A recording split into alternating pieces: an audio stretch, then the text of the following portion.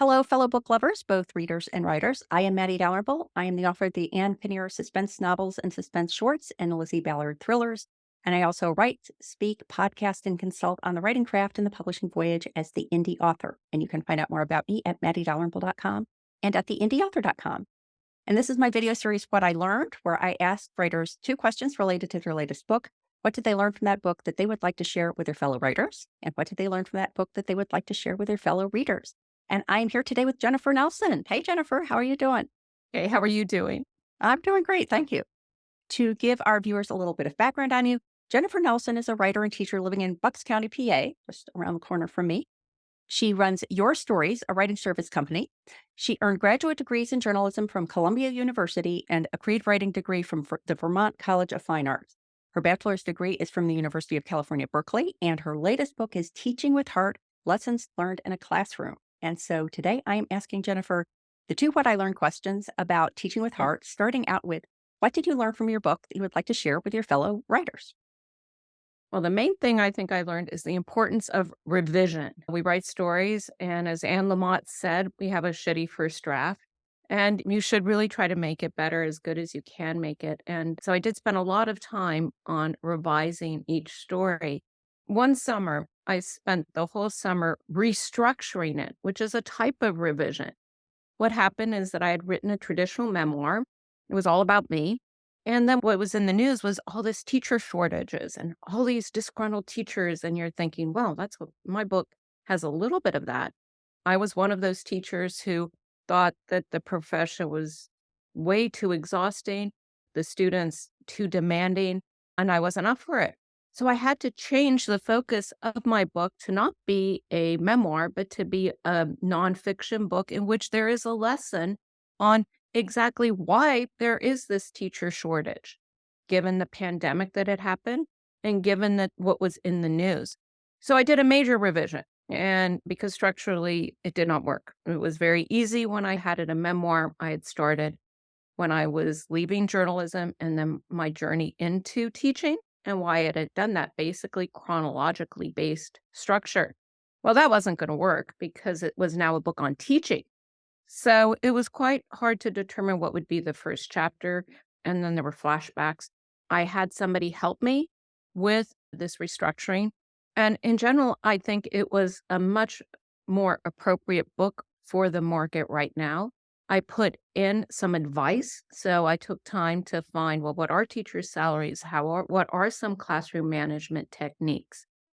What is the difference between a private school and a public school?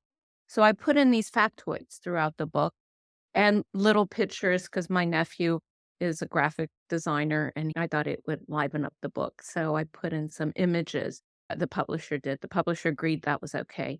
So I would say that you not to be afraid of revising a book, not to be afraid of even restructuring a book, which is a huge endeavor, and just understand that your gut will tell you what is right about what to keep and not keep. When you revise on a chapter by chapter basis, I would recommend to read the chapter out loud. And some words might not come as easily as others, and maybe those words need to be revised to make it a better read. So that's one thing I did learn is the art of revision, including restructuring, to recommend writers do that. I had a Uh, question about whether your view of who your audience was changed as you moved from having a more memoir type of book to more of a how-to, a book that had a how-to aspect as well. Yes, no, I think it did.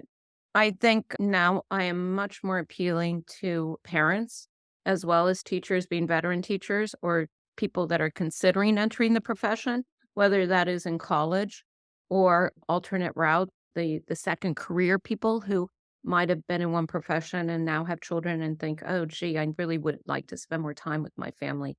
Maybe I should consider teaching instead of a career in business or another profession they've been in. So, yes, that's a very good question. I did n- revamp it and thought, well, who is my audience? Because that's important to know who your audience is when you write a book. And now I do have parents, teachers, or, prospective teachers. Sometimes maybe even administrators could be interested in what I say about what it's like to be a teacher. So, yes, that happened during my journey in revamping it that summer of 2022. And I had a question about the mechanics of the restructuring as well. Did you find that you were able to reuse a lot of the work, but you had to reorder it, or was it really kind of a rip and tear effort? Well, it was taking chapters and reordering them, but then it was also adding new chapters. I had decided that since this was a book that was after the pandemic, I really should write about the pandemic. This book had taken quite a few years, and many of the chapters were written before the pandemic. Well, I couldn't really say I knew a lot about teaching if I didn't cover that incredibly challenging period for so many teachers when we had to learn in-person learning and try to engage students through a computer. So I did add new material, and I did take out material that I thought maybe wasn't as relevant or trim it down. I wanted to make it more like 250 pages. It ended up being a bit longer than that, but I didn't want it to be 400 pages. So that reordering and then having flashbacks and making sure you don't confuse the reader is incredibly important as you switch time frames, but can be done with chapter headings and, you know, flashbacks, fast forward sometimes are all techniques that as long as the reader feels that he or she is being guided, you're fine. You don't have to stay in a chronologically based format. It is interesting how much overlap there is between good nonfiction, how to books, and memoir, because I think that the most effective books that are, in one sense, instructional are the ones that include a lot of stories from the author's own life to illustrate the points they're trying to make. Otherwise, I think it comes off as very cold and sort of textbookish. So I like that idea of weaving in the memoir and the instructional aspects. Well, yes, I had a very difficult time with, in particular, one school I was in, and some of those students were very challenging. I think now with the experience I have, I would be able to handle their attitude and understand where they were coming from and not make the mistakes I did. But yes, I do create scenes in that classroom that I was struggling and eventually almost decided that I really could never go back into the classroom because it was taking such a toll on me. But then later returned when I found a school that I felt was a better fit, and honestly, that I had learned strategies. I had gone through the alternate route for certification, and so did not have the teaching training that is available for people who go through a traditional college program. Not to say that you can't learn how to teach, but some of the strategies for public school I hadn't taken as seriously as maybe I could have when I had gone through the alternate route program because I was teaching at a Catholic school. And all of those issues were not as important in a Catholic school with discipline, motivation, attitudes, you know. So, yes, I do think with the scenes, it's great to create scenes. And because I always want to feel when I read a book that I'm there, whether it's in the classroom or whether it's at the beach, whether it's in Rome or in the kitchen making, Thanksgiving dinner. But I always want to feel that I'm there and I want to be able to see what is going on here, even almost even taste some of it. If you're talking about creating a scene with Thanksgiving dinner, feeling it. So all those sensations, I do try to aim that the reader will feel they are where I was, which is a lesson for fellow readers that I would say the importance of creating scenes. That I don't like textbooks when I read for pleasure. And I like books that I feel I'm there with that author in his or her journey and part of it, like being a fly on the wall. Yeah. It's so easy to remember. Well, it's not easy. It's easier to remember that guidance about involving all the senses when one is writing fiction, but it's a good reminder that those kinds of things are just as engaging in nonfiction as they are in fiction. Well, What? honestly, there's not a huge difference between creating, nonfiction and fiction, except that fiction, you are allowed liberties to make things up. You don't have to. Well, nonfiction, you've got to stick with really what happened. And you can't invent a character just to, propel the plot forward. You really should be honest with what you're writing about. You ever write any stories that were not presented as real or memoir, but were explicitly fictionalized in order to illustrate points in your story that maybe you yourself didn't have an exact example to use from your own life? Yeah. In Human with Heart? No, no. To me, that would be a little bit deceptive for the reader, and they might not think I was being honest, and the reader has to trust the author, and there's always questions about whether this really happened or not, and in my book, yeah, they did. Those scenes did happen. Those were the students, those were the faculty members who helped me, those were the friends who also guided me, when I was making these big decisions. So, no, I don't make things up as far as creating a scene to illustrate a point, just because I would not want that as a reader if I was reading nonfiction. It is somewhat limiting, and someday I might want to switch to writing fiction so I could create scenes that would you would be allowed to use, factually inaccurate, you know, Right. material. But I did not do with this book.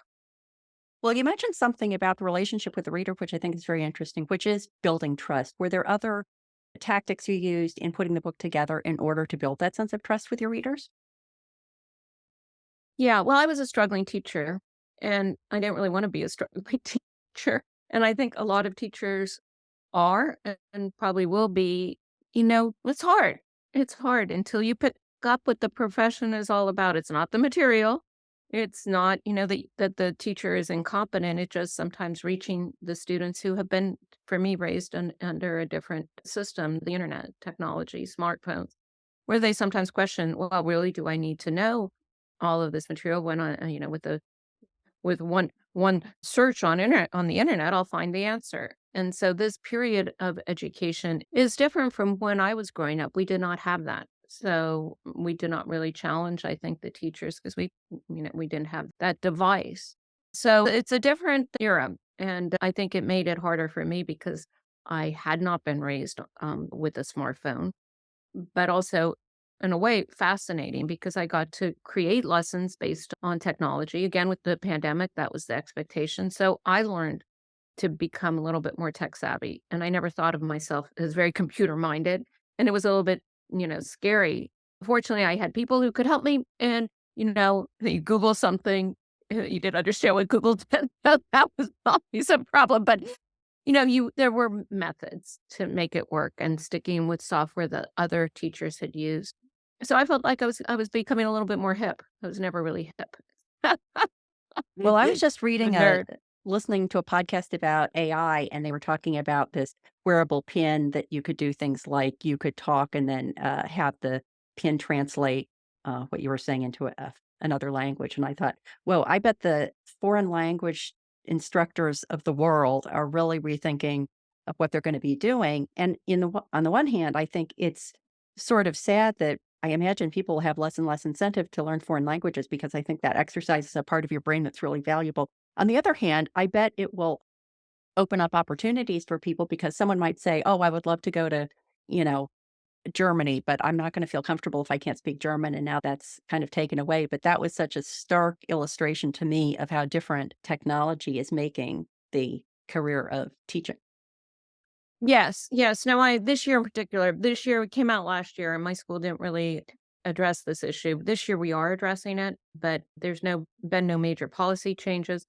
I actually learned how to use Claude 2, and it was amazing. It made my life really easy. I need to get a reading that was more current that included streaming, instead of just TV programs on the major channels. And literally within seconds, I had it, looked it over, and it was actually pretty good. Asked it to write comprehension questions. It did. They were good. So it can make teachers' lives so much easier. But yes, there is a danger that the students aren't going to learn. So teachers will need education on how to use it in an appropriate manner. And I think we will get that. It is here to stay. AI is here to stay, and we really shouldn't ignore it. And it can help students at their level. But my thinking is it could provide a lot of individual differentiated instruction for students who want to go either need to go slower or need to go faster. And as we have adapted to using software during the pandemic that we did not think we would use before. So yes, no, I'm sort of excited about AI. I do, and the kids are too. They're also thinking it's going to make my life really easy, and where the teachers are going to be smarter than that and say, yes, they'll help you, but you will have to do the work. Yeah. Well, I think it's opening up the need for more education on how to assess information objectively and intelligently. You know, if ChatGPT tells you something, I think there's a whole evolving need to understand how you fact check a source like that that is has not been as necessary in the past as it is becoming under the world of AI. Exactly, exactly. They get things wrong. Yeah. If you don't have somebody there who knows what's right and wrong, factually accurate, or, the grammar, and and it does use a language, you can have it right in a way that would mimic a ninth grader versus a fourth grader. So it's smart. Yeah. So you have to have a teacher that's even smarter. But I would say than Well, the Chat GPT or the Claude or the other AIs. we're talking about teaching with brains, but we want to also get back to teaching with heart. So, Jennifer, thank you so much for chatting with me about your experience with the book and also in your professional life. And please let everyone know where they can go to find out more about you and teaching with heart and everything you do online. Well, thank you so much for having me. This has been a great interview. They can go and find out about me at my website, Your Stories Too. That's YOUR, and then stories, STORIES, and TOO.com. I have a blog that I've been writing about education issues and some of the little scenes that happen in the classroom. Just I'm still working part time. And you can order my book online on Amazon, Barnes and Noble, and Target. So, yes, now I think it's a important book for those interested in what's going on in education, some of the joys and challenges. Well, thank you so much for joining me to talk about it. Okay, well, thank you, Maddie, for having me.